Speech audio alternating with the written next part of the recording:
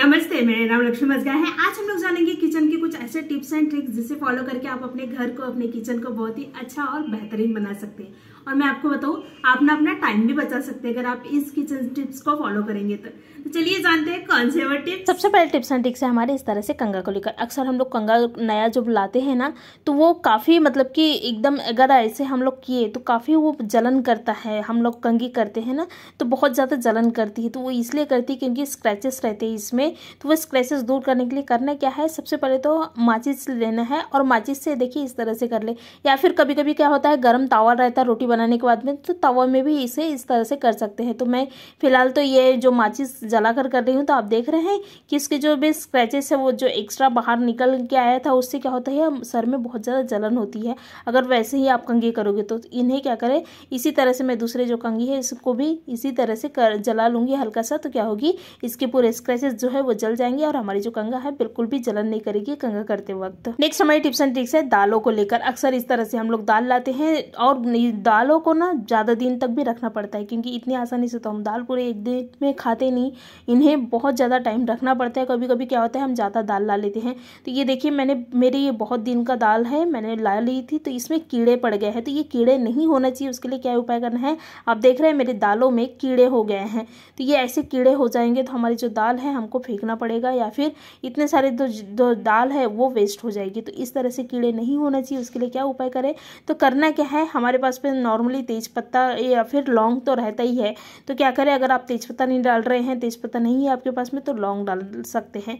तो क्या करें, मैं ये जो दाल है इसमें क्या करूँगी, तेजपत्ता जो रहता है ना हमारे पास में, नॉर्मली हम लोग सब्जी फ्राई करते हैं मसाले वाली सब्जी, तो ये तेजपत्ता को क्या करें इस तरह से दाल में डाल दे, देखिए इस तरह से।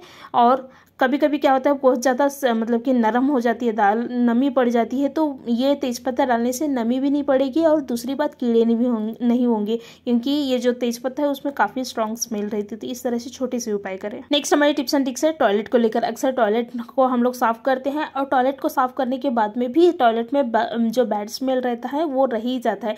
तो वो नहीं रहना चाहिए, उसके लिए छोटे से उपाय करें। करना क्या है, इस तरह से हम लोगों को शैम्पू लाते ही हैं, तो शैम्पू का जो बॉटल है वो एंडिंग में ख़त्म हो जाने के बाद में हम लोग इसको फेंक देते हैं।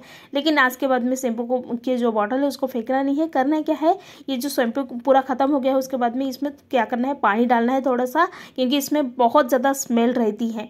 तो पानी डाल के इनको अच्छी तरह से हिला लेना है, देखिए इस तरह से। उसके बाद में ये जो शैम्पू वाला पानी है तो इसको क्या करना है, हम लोग टॉयलेट में डालेंगे। तो क्या होगी, एक तो टॉयलेट की जो बैड स्मेल वो ख़त्म होगी और टॉयलेट भी साफ़ करने में मदद करेगी। मतलब कि कभी कभी होता है हमारे पास में हार्पिक नहीं रहते, तो टॉयलेट क्लीनर नहीं रहते, तो आप इस तरह से क्या कर सकते हैं, साफ़ कर सकते हैं। तो आपकी जो टॉयलेट है वो तो बैड स्मेल से मुक्त होगी, साथ में आपकी जो टॉयलेट है वो मतलब कि अच्छी तरह से साफ़ भी हो जाएगी। तो करना क्या है, ये मैंने शैम्पू डाल दी हूँ, उसके बाद में इनो लेना है। इनो से क्या होगी, जो फंगस वगैरह आते हैं ना और जो स्मेल रहती है, बहुत ज़्यादा गंदा स्मेल रहती है, तो वो भी ख़त्म होती है, क्योंकि जो इनो रहता है वो क्लीनर का भी काम करता है। तो क्या करना है, अगर हम हाथ से डालेंगे तो ये जो इनो है वो एक ही जगह में होगी, लेकिन आप छलनी से डालोगे इस तरह से तो क्या होगी, इनो पूरी जगह फैल जाएगी अच्छी तरह से, और फैलाने में मदद करती है छलनी। तो इस तरह से क्या करें, छलनी के साथ से इनो को जो है ना वो अच्छी तरह से पूरे फैलाते हुए डाल लेना है। और ये जो छलनी है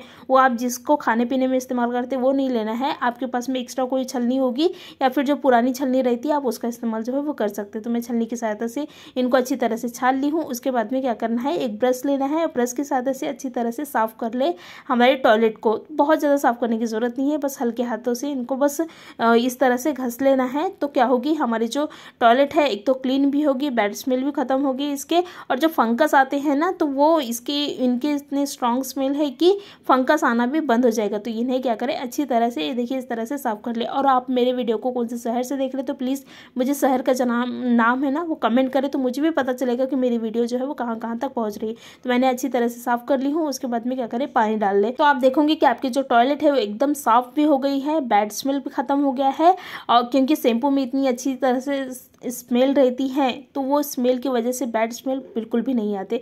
तो इस तरह से आप टॉयलेट को क्या कर सकते हैं, चमका सकते हैं।